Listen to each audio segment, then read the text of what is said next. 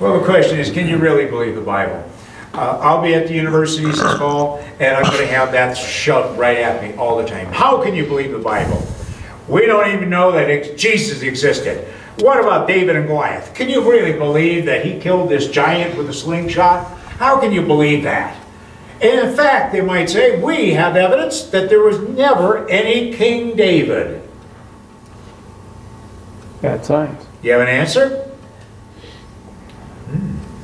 Yeah. What do? Stop. Right? Stand firm, trust the Lord, observe options, and pray. Right?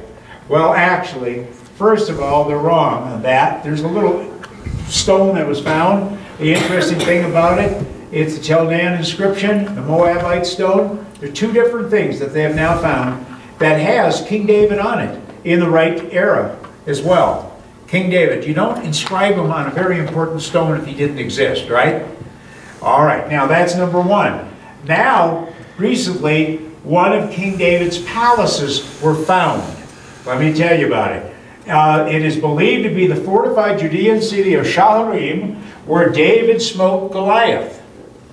All right? Now, let's think about this particular thing. That's Fox News. After David killed Goliath, what happened? The Philistines ran away and were slain on the road to their city of Shaharim, right? All right. That's in Samuel. Shaharim is mentioned as one of the cities unto the reign of David in Chronicles. Okay? One of the cities. David had 4 cities. One of them is Shaharim. The discovery here is in the precise spot. It's in the valley. Right down below is probably where David had killed Goliath, right down in that valley. And basically, here's what the skeptics found. They were doing this excavation. They found this 10,000 square foot palace. That's a good size, right? It's not your ordinary guy that lives there. So he has a kingly stature, for sure. But now, here's what the skeptics said. I read these atheist sites. I don't recommend them. You'll understand why I don't recommend them to most people, especially at the end of this session here tonight. Skeptics said, oh, yeah, right. They found no pigs, and that proves it. And I've heard university students say that. Oh, so they didn't find any pigs. It's amazing. One of the atheist sites repeats something, and then they all do. All right? And I get it on the university campus. So I looked into it a little bit more. Yes, thousands of animal bones were found, but no pigs. Do you know that's significant? Because the Israelites wouldn't eat pork, would they? That was forbidden for them. All right? So that is significant in and of itself, especially the total number of bones that they found. But also now, they had huge storehouses found with hundreds of storage jars. Interesting about those storage jars, they had the seal stamped on the handles, which were customary at the time and the lineage of David. It's right there. It's exactly what they would expect. Their seal of the house of Judah. It was used for centuries after that, and it matches Jeremiah's account in the Bible. The architecture given and found in the city, it agrees with biblical description, especially when you look in Solomon. Items match those described in the Bible. And here's another thing. They found a lot of icons, but no human image. Why? Idol worship. Idol worship. Shouldn't have no graven images before you, right? Right. Right. In fact, this is kind of an interesting side note. Do you mind if I do a little bunny trail here? A little side note here.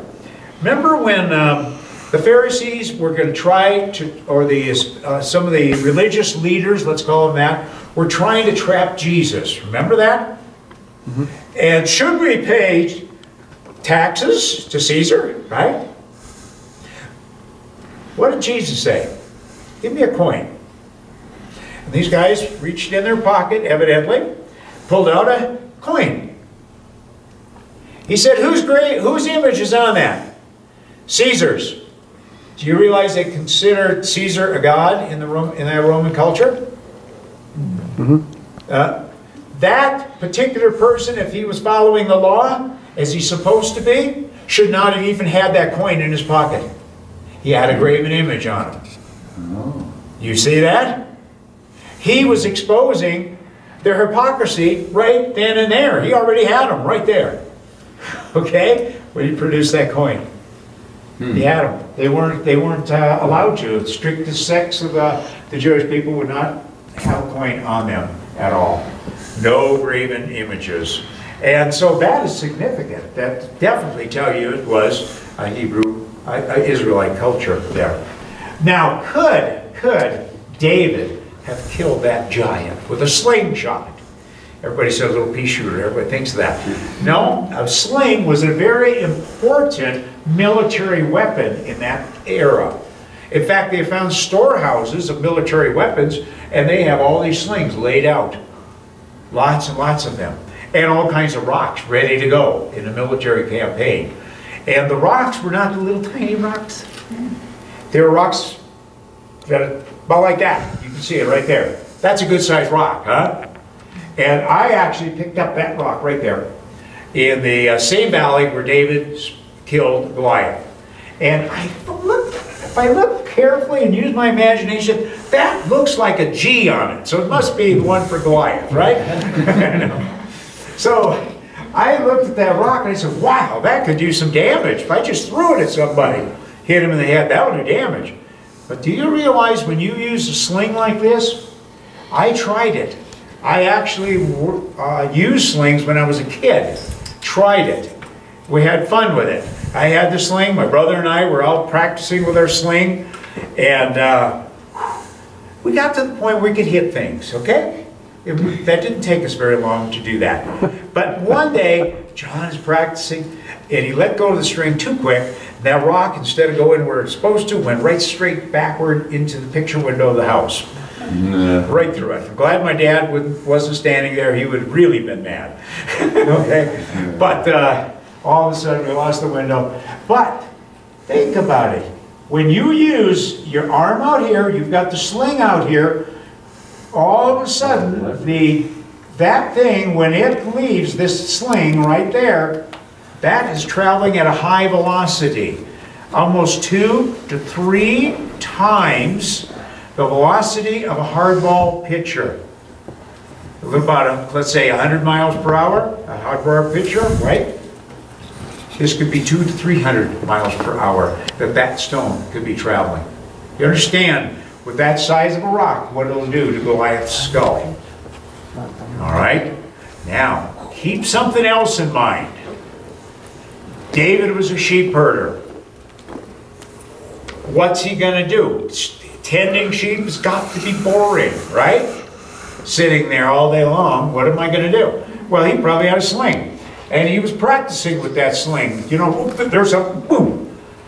He got to the point he probably hit every time. Because he would be a sharpshooter with that sling, wouldn't he? Yeah, he had a lot of practice. And so Goliath wasn't going to pose any problem to him.